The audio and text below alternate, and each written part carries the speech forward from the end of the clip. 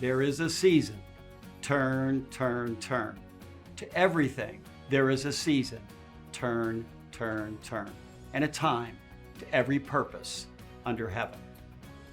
In 1965, the Byrds recorded and released this classic song penned by the famous American folk singer, Pete Seeger. An incredible song. The lyrics were borrowed from a piece of scripture penned by King Solomon, widely regarded as the wisest man that ever lived, thousands of years earlier.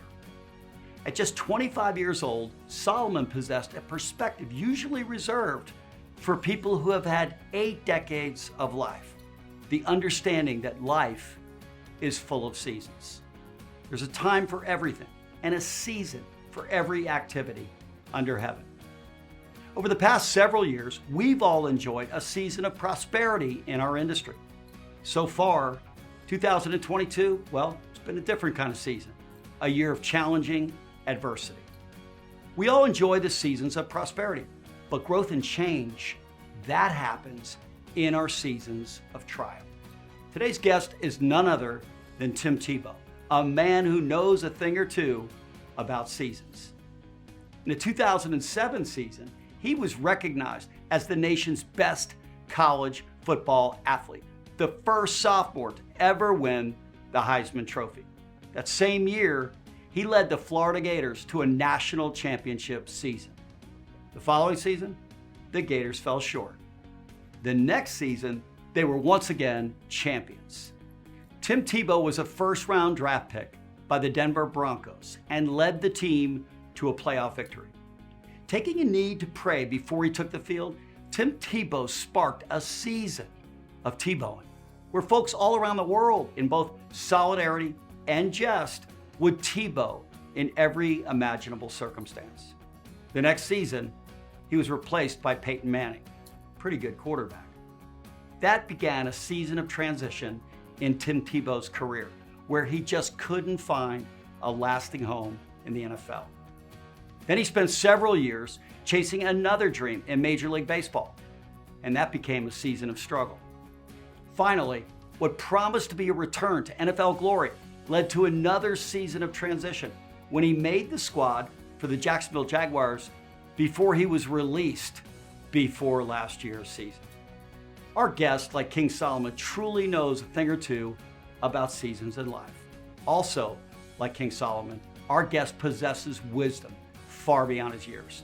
Today's program, Tim Tebow will share with us the guiding principles that have allowed him to navigate both the seasons of triumph and the seasons of struggle with grace and integrity.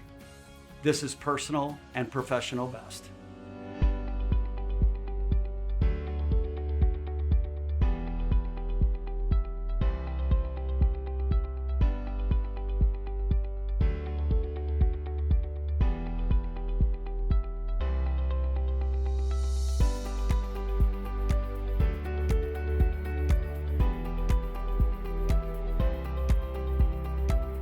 Tim Tebow, welcome to Personal and Professional Best. Thank you so much. Thanks for having me. Yeah, it's exciting to have you in our home field right here. It is. I mean, Georgia's not the most comfortable home field, but it feels good enough. And I mean, walking in, seeing all the pictures of everybody else that's been here, you had a lot of awesome people. So congrats on that. I don't know if I can live up to everyone else. I think you'll do just fine. Listen, everyone, we created the program 7 years ago because everyone I've ever met, if you ask them a simple question, do you want to be your personal and your professional best? The answers are resounding yes. If you ask them a second question, do you have a plan to be your personal and professional best? Is it in writing? Do you have coaches in your life holding you accountable? The answer is resounding no. All the stats tell us that. So we've been watching you, and you have apparently a playbook. You've been around playbooks for a long time. But more importantly than the playbook, you just have exampled an awful lot of benefit that I think our audience would love to hear about today. So let's go to work. How about it? Let's do it. All right. So let's start at BC. Before the crowd got to know Tim Tebow. I see what you did there. You see? I see where we're going? I get it. Well, when you were, of course, you were Player of the Year in Florida in high school, celebrated recruit. But really, the world got to know you through the time down in what's known famously as the Swamp. What I wanted our viewers to be able to find out today, though, is some things about you before the crowd got to know you. So tell us the story of Tim Tebow growing up. Well, it started in the Philippines, where I was born to missionary parents, and it started because my mom gave me a chance. My mom had a really tough pregnancy, where there was issue after issue after issue, but I'm here today because my mom had the courage to give me a chance when so many doctors told her it could cost her life and mine. She made the courageous decision to give me a chance, and the doctor, when she was giving birth to me, had been doing this for over 35 years and said, "This is the greatest miracle I've ever seen. I don't know how your baby survived with everything she was fighting through and the placenta not being attached and everything. He just wasn't sure how I got the nutrients, but I'm so grateful that God spared me that day and that I had a chance at life." And that's something that my parents reminded me of over and over and over again. And what's so encouraging about it is that when I'd be getting ready as a young boy to go to sleep, and they would sit beside me in bed, and sometimes my mom would sing a few songs, and then we'd pray together, and we'd have the time to talk. They'd always remind me, "Hey, God spared you for a reason. There's a great plan for your life." You know, when you hear that over and over again, you know what happens? You start believing it. You start believing it. You really do. And you know what? That's true for me, but it's also true for every single one of us. When we really understand, oh my gosh, like God really does have an incredible plan for every single one of us, and that He loves us so much that when we were created, God didn't have an oops moment.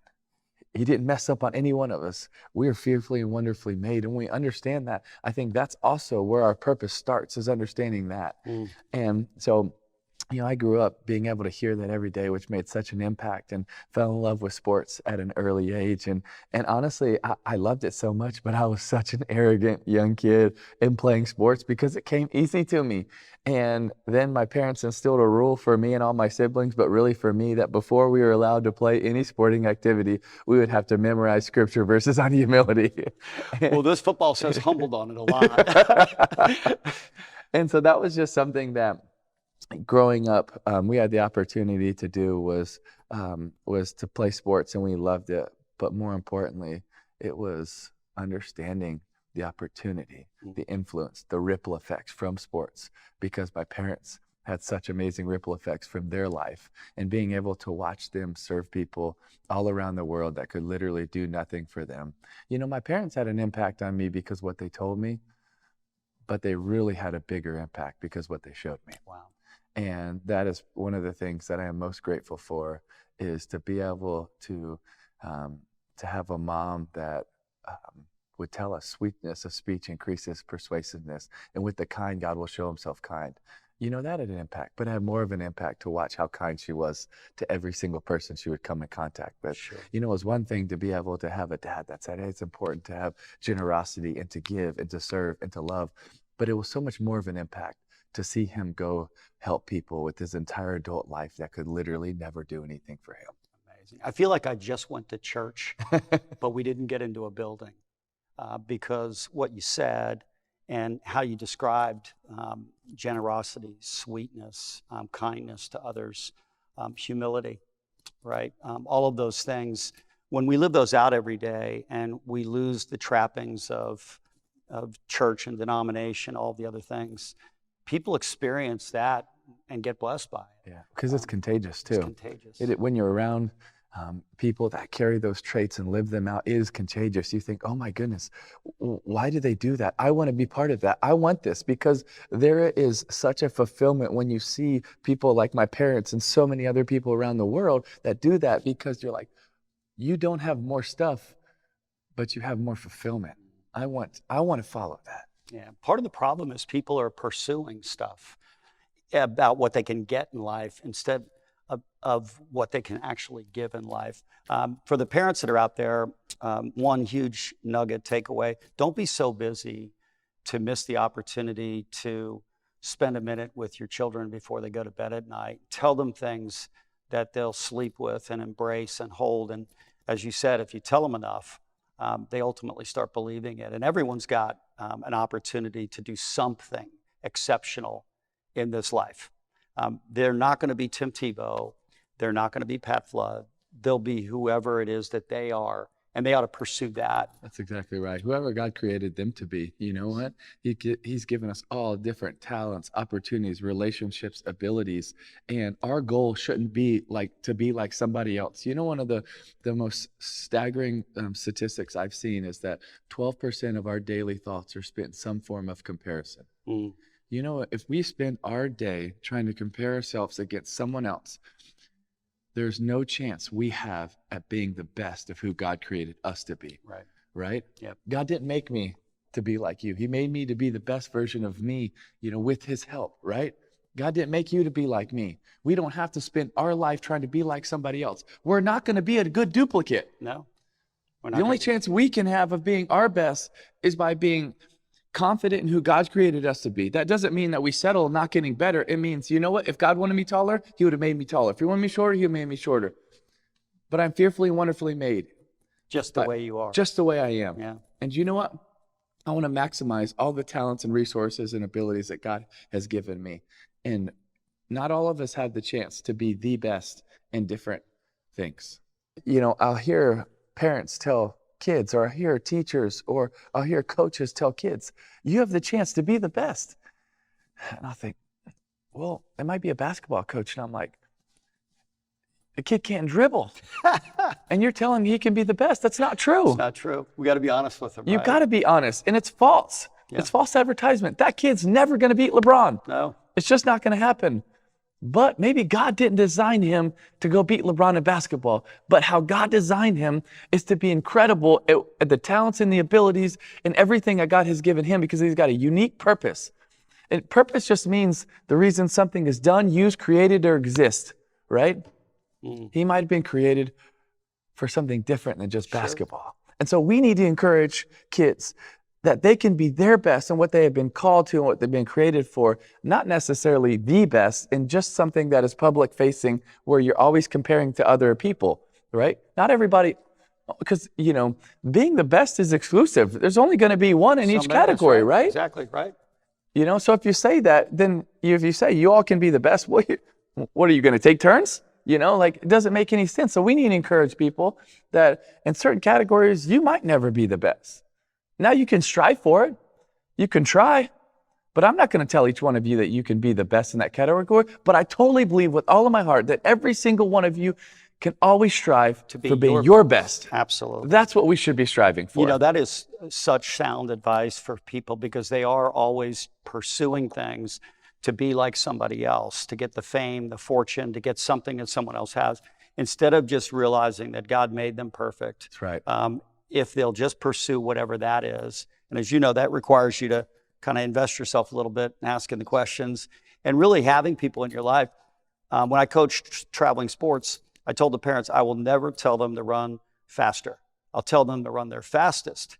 Whatever that looks like, we'll get the most out of them as an individual player, and we'll respect whatever that winds up being. Now, it doesn't mean that you can't have examples that you want to learn from or you want to follow. I think examples are so important, right? I think it's important that we take things from other people that are maybe heroes of us or maybe gone before us that we need to take from, we need to learn from. We can maybe learn from their highs, but also their lows. Maybe learn from what people have done good and maybe learn from mistakes. You know, Proverbs is so clear about that, you know? And so I think it's important for us to have examples, but that doesn't mean we were created to be that person, but we can learn good or bad from everybody. Sure, we can. So transcendent lessons were taught to you by your mom and dad. Did your dad coach you? He was never the coach on a team, but my dad was always a coach to me. But I don't think it's fair to say that my dad was a coach, because it was so much more. My dad was a hero. Wow. You are so blessed, and we have a number of things in common. My dad's my hero as well, and 84 years young. But when I was a little boy, we lost a little brother. My mom didn't recover right away. It took her years and years and years. My dad came home that night, said, forgive your mom. And then he served, sacrificed. He just did amazing things that we got to see and witness. And those things have stayed with me, those transcendent lessons, serving others, sacrificing for others, forgiving and accepting others. Those have stayed with me my entire life. We saved my mom at the end of her life, so it was a great story. Before she passed, it was a beautiful story. But you're right, coaching your dad, it was everything. Your whole life. It wasn't about sports. No, it wasn't about sports, but a lot of my best memories with my dad was taking me to games and driving me on recruiting visits all over the country, and being able to go to a game in Athens and Knoxville and Gainesville and be able to see it all and hang with my dad and ask Dad, hey, what do you think? Where should I go? And talking and getting his advice. And, my dad was someone, being able to watch him, the way that he believed the Bible and wasn't ashamed of the gospel. The way that he loved people and was willing to act on it was so rare. So rare compared to watching so many other people. Oh my gosh. And sometimes, there would be times that I would even be embarrassed of it at times. We'd go to, eat after Sunday church, and he would stand up and everybody in the restaurant's going to hear him pray, and you'll shrink down. And then my kids feel like that around me sometimes. But then later on, I would be so proud of him for it, because so many other people wouldn't do that. I was also so grateful to have a dad that we never had a lot. Most of the time we had very little, as being a missionary family. But my dad knew we loved sports, and he knew how competitive I was. And, we just didn't have a lot, but he always wanted to give us the chance to try to be our best. And so, you know what? I remember one Christmas, I asked my dad and my mom if I could have a weight set so that I could work out, so I could get better. My dad couldn't go afford it. He couldn't go buy one. He couldn't purchase a Bowflex or something else for me to work out. So you know what? He stayed up all night and was welding different pieces of weights and bars together so that Christmas I could have something to go work out. Wow. Pretty special guy. And again, if we stopped right now, all the parents in the audience are getting nuggets of benefit, because I think one of the biggest challenges we have in our country today, in my opinion, is the distraction of parents with their kids and the pouring in their kids. Because the voices that, when I talk to people like yourself, they always have a voice or two voices, and generally they're parents that have just poured in lessons that stay with them their entire life. Obviously, that happened in your case. Let's move on. Everyone knows about your accomplishments. I'm not sure everybody knew you were Mr. Florida in high school football, but they probably would have guessed you were, right? And then you go to Florida.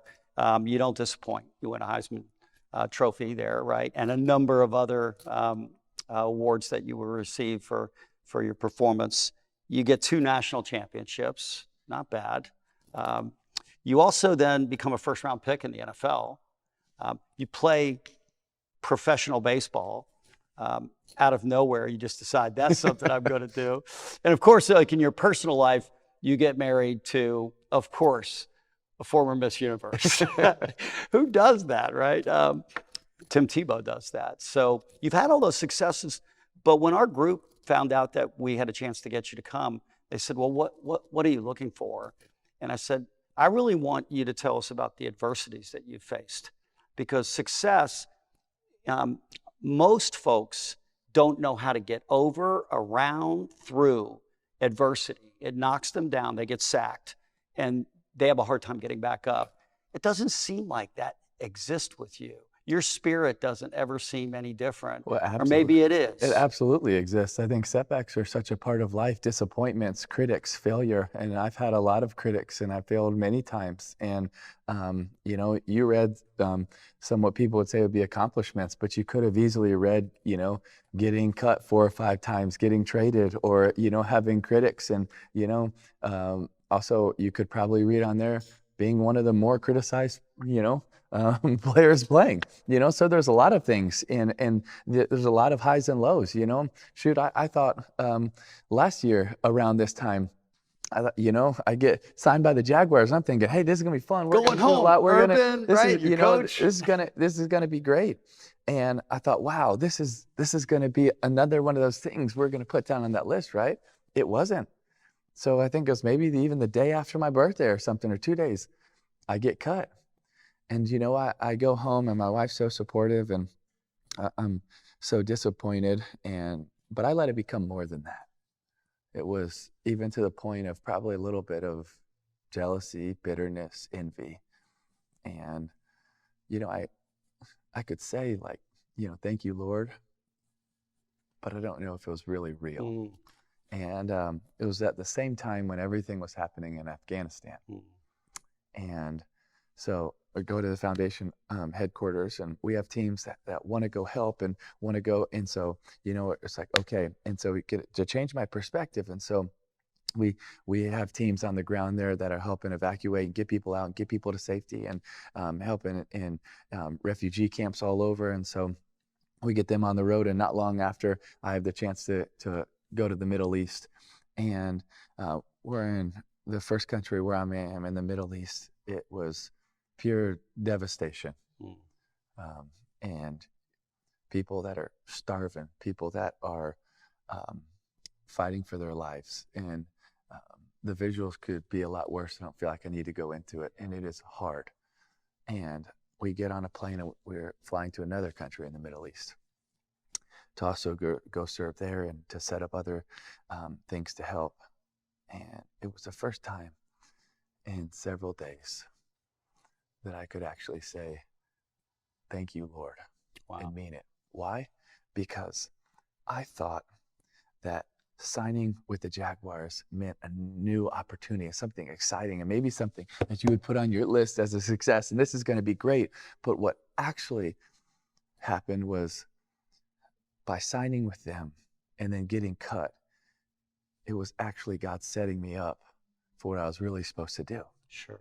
You see, if I wouldn't have been playing and I wouldn't have got cut, I would have had other events, and maybe I would have been here talking with you, and I would have been doing all these other things. Mm-hmm. But I wouldn't have had the freedom to be there in the Middle East serving in those places. And it was the first time I could say thank you, because what actually happened was what I thought was a setup. Then it was a setback, but it was really God setting me up for what I was supposed to do, which was fighting for people that can't fight for themselves in really desperate situations, which is what I know I'm called to do. Right? And so sometimes in our life, we think that I was meant for these setups, or sometimes we think I'm so disappointed because it's a setback. But with every setback, we need to understand that it's maybe God setting us up for what he's actually called us to do. And sometimes we're like, man, the mountaintops are so amazing. And sometimes they are. Man, sometimes it feels really good. But also, most of the time when we learn the most, it's in the valleys. Sure. And you know what? Some people probably know me more from the mountaintop moments. But I bet you, for you or for me or for a lot of other people, our testimony was probably growing a lot more in the valleys. I agree. And so I think for all of us, for me and for you and for all the listeners, like, yes, we need to strive for the mountaintops, but we also need to know that we can grow and we can adapt, and God can do so much in our life in the valleys. And you know what? The setups for those great things are really fun, but the setbacks might not be the worst thing. Actually, it might be one of the best things for you. Yeah. Because it's God actually setting you up for what he has next. And that actually might need to be the refining and the refueling and the adjusting in us for what we're called to do. You know, when you think about a game, especially in football, and you think about comebacks, people love it. They love it. They love a comeback. They love it. It's like, oh my gosh, did you remember that comeback? How many times do you ever talk about a blowout? Never. Never. If we got together, we'd be like, oh, y'all remember that time where it was a blowout? No. But what happens in a game, if you start to get blown out, you have a couple of thoughts that could go through your mind. One is, man, this really sucks. We are getting crushed. Or you could have another mindset that could say, you know what? It's gone bad. We haven't performed. But we're in a situation for the perfect comeback. Love it. You can never have a comeback without a setback. It's literally impossible. You have to have a setback to have a comeback. So why not in our lives, when we have those setbacks, choose to have the mindset of, okay, it's a setback. Doesn't mean I'm comfortable. Doesn't mean I'm satisfied. But I can't have the mindset of I'm going to have a crazy comeback. I think people let outside influence affect them too much in this moment, like what other people think about our setbacks and our shortfalls and our coming up short. Instead of us just knowing, as you just described, that there's intention that God has for every one of these events. There's nothing happenstance. They're all intentional, and they add something. Well, If because we our let pride takes a hit. pride takes the hit, that's Pride fine. takes a hit. Oh man, I'm embarrassed. I got cut again. Oh man, I'm embarrassed. What are people gonna think? Oh man, I'm embarrassed. And that's a real thing. And so I think it's so important that we fight that. We fight our pride because for all of us, it can creep in. I know for me, it can creep in, right? Our pride of how you want to be viewed, pride of a legacy, or pride of how good you are, right? Or we could try to break that down as much as possible and say, you know what? Rather than let my pride get in the way, maybe God can use this for impact. Hey, one last thing.